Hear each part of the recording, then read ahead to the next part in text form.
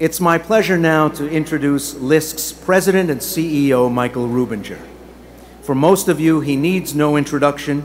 He's been a presence in community development for nearly 40 years.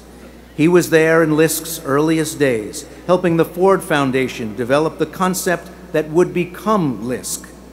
He served as LISC's first program officer, and over time rose to become Senior Vice President.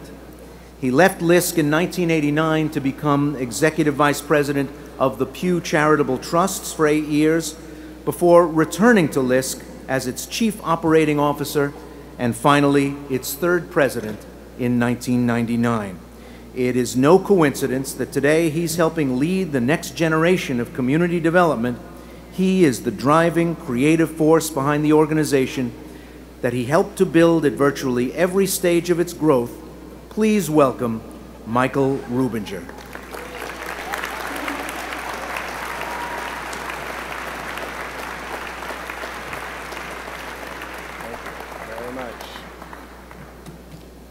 Thank you all very much, and thank you all for being here tonight. We really do appreciate it. By the way, a surprise announcement. I was so inspired by Peter Goldmark, I'm here to announce that we're going to give LISC a permanent name. So if everybody can write on a little piece of paper, and we'll have somebody collecting outside, and we'll figure out what the name of LISC will be going forward. I'm thinking the Ford Foundation, but listen, I'll tell you a story that only people who go way back with me at Ford and LISC can actually corroborate. But the original name of LISC was the Local Initiatives Support Program. Now think about that. So whatever you may think of LISC, it was an improvement over what it could have been. You know, as Ray Suarez suggested in his introduction, I do have a unique perspective on LISC's history. You see, I have the rare distinction of being the only person who is still employed by LISC today, and who was also one of the 5 original LISC staff members who occupied a small corner of the 6th floor of the Ford Foundation 30-odd years ago, albeit with a small detour to Philadelphia and the Pew Charitable Trust stuck somewhere in the middle.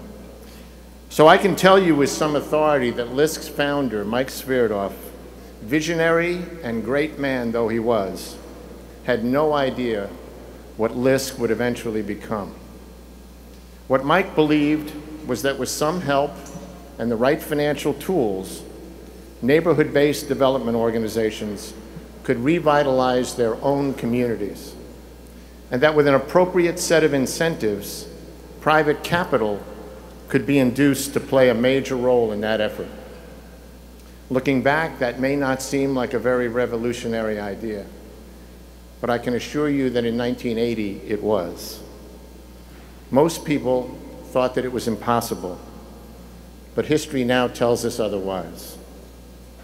Mike set us on the course, but the truth is that when he retired in 1985, LISC was still a small, somewhat boutique-y operation.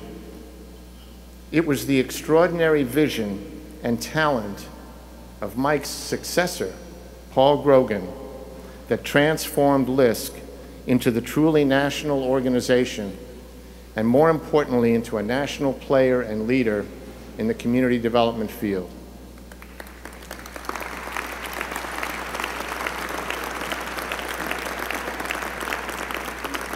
Let me tell you that what LISC is today, we owe more to Paul than any other single individual I can think of. And now we have our Building Sustainable Communities National Program Strategy.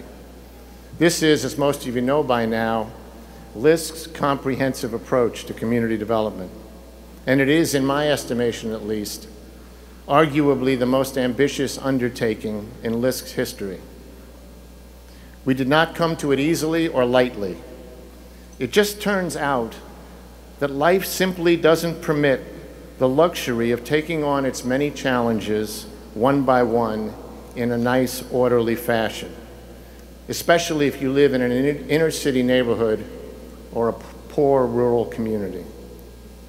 You can't expect new or renovated housing to revive a community if that community remains crime-ridden and the schools are failing and there's no place to shop or play. And in the same way, you can't hope to fix the schools if kids return home to dilapidated, unhealthy apartments and are surrounded by blight, unemployment, the temptation of crime and drugs, and a general state of dysfunction. Our belief and our approach is that you need to address all of these challenges in a comprehensive and integrated way. And what's more, you need to address them simultaneously. I can assure you this is not what we all had in mind in that little corner of the Ford Foundation 30-odd years ago. But it's where our experience has taken us, and it's where we are today. We've come a long way with this strategy, and we're making progress, despite the economic downturn and a very challenging political environment. But there's still plenty to do, and so we continue.